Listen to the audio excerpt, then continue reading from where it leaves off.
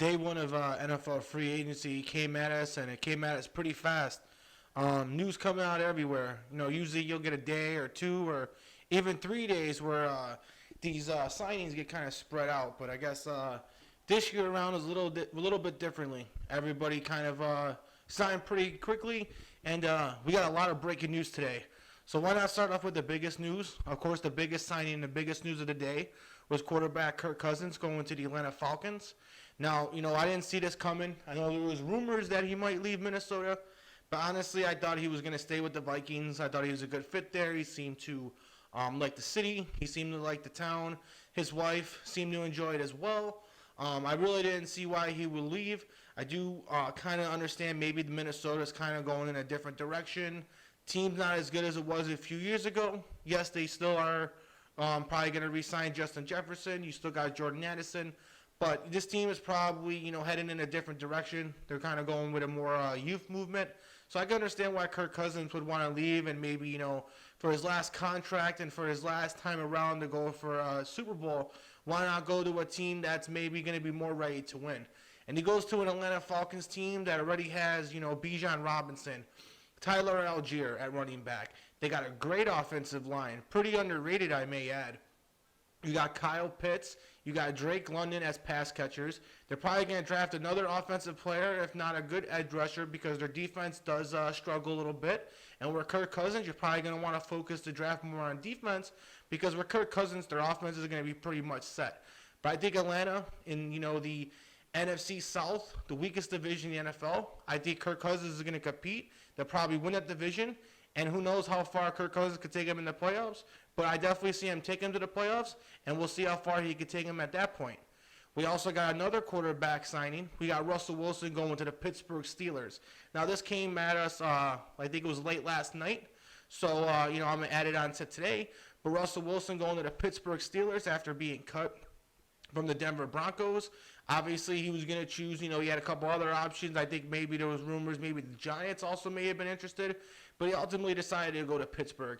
Now, Denver obviously is paying a good chunk of his money, so he could take minimum salary and go to the Pittsburgh Steelers. Pittsburgh Steelers seem to always be a quarterback away ever since Big Ben started to decline and they lost him. They got great receivers, George Pickens, Deontay Johnson. I love their running backs in Jalen Warren and Najee Harris. They tried to rebuild the offensive line over the last 2 years. Their defense is always going to be great, led by T.J. Watt. Mike Tomlin's always going to have them boys ready to play.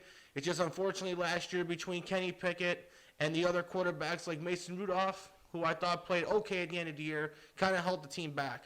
Well, Russell Wilson, maybe not the old Russell Wilson that we saw in Seattle. I still think he's serviceable enough to potentially get Pittsburgh back to the playoffs and maybe win them a playoff game. We also had another big signing at running back with Saquon Barkley going to the NFC East rival, the Philadelphia Eagles. Now, Saquon Barkley finally gets to go to a great team, a great supporting cast around him. Great fit, honestly. Philadelphia is a run-first team. They did lose Jason Kelce in the offensive line, but I still think their offensive line at the end of the day is still going to be great. You still got Devontae Smith and A.J. Brown at receiver, so now teams can't stack the box against you. Jalen Hurts also runs the ball as well. Barkley could have chose between them and Houston. Houston obviously throws the ball more, and obviously Philly already being in the same division as the Giants. I think the Eagles made more sense here. Now, the Eagles weren't done. They also brought in a great pass rusher in Bryce Huff, who had a breakout season last year with 10 sacks and generates a lot of quarterback pressures. So I thought Philly also added a great defensive player as well. Obviously, on the Giants, they lose Saquon Barkley. They did bring in Delvin Singletary to replace him. They also lost Xavier McKinney to the Packers. But they did make a good trade for a great pass rusher in Brian Burns. So they did lose a lot of good players, but they did bring in another great edge rusher in Brian Burns to pair up with Kayvon Thibodeau. I thought the Packers, did pretty good getting Xavier McKinney. They also got younger at running back, cutting Aaron Jones, who's been definitely great, Pro Bowl level running back. But they go younger for Josh Jacobs, who's obviously another great running back.